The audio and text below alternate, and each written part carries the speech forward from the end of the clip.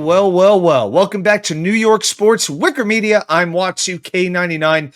Thank you, as always, for taking the time to watch these videos.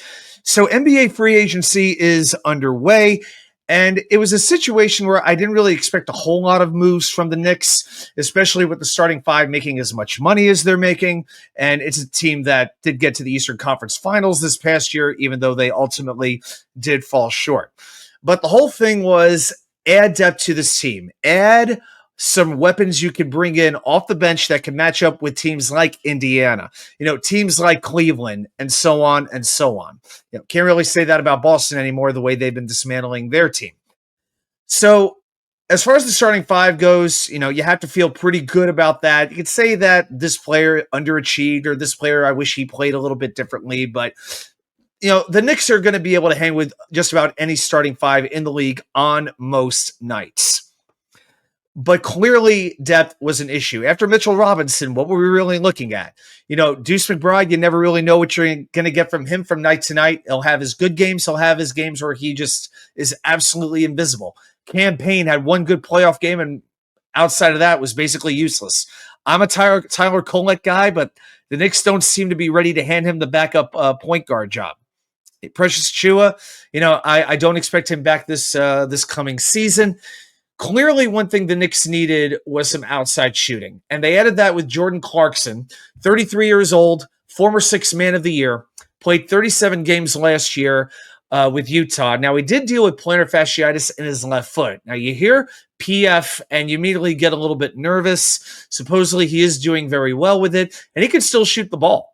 Averaged 26 minutes last year on a terrible Utah team, 16 points in those 26 minutes, shot 41% from the field, 36% from three, 80% from the free throw line. So very good at making his free throws, which I can't say necessarily about every Knick on the roster, but really at his best as a mid-range shooter.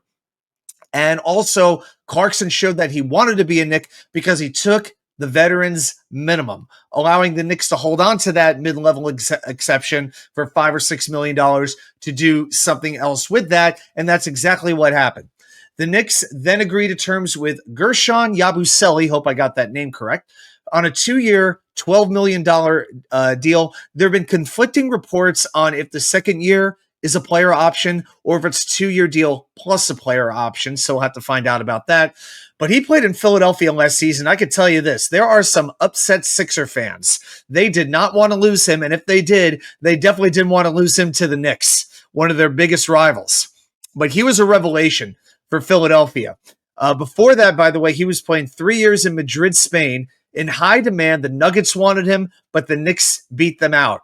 With Philly, he averaged 11 points per game, 5.6 rebounds, 2.1 assists, shot 50% from the field, and not only that, shot 38% from three. So that uses the Knicks mid-level exception, and there's no doubt this bench has gotten significantly better, both in the front court and in the back court. So now there are questions. Does this mean the end for Mitchell Robinson?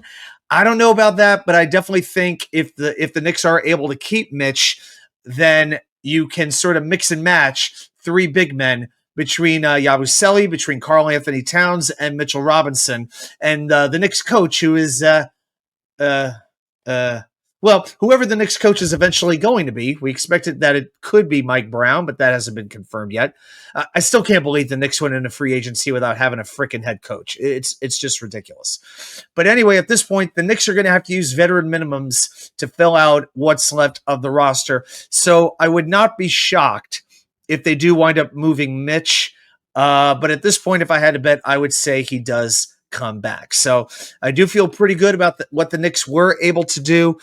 But ultimately, the biggest question of this offseason is who is going to replace Tom Thibodeau as head coach. Either way, I don't expect it to be a move that gets me excited. I just hope it's not a clear, significant downgrade. So we'll see what winds up happening as far as that goes. Everybody, thanks so much for watching. Reminder, join me every Wednesday night at 6 p.m. Eastern for the Wednesday night live show. Have a great day, and I will see you all right back here with more content from you know where. The Wicker Chair.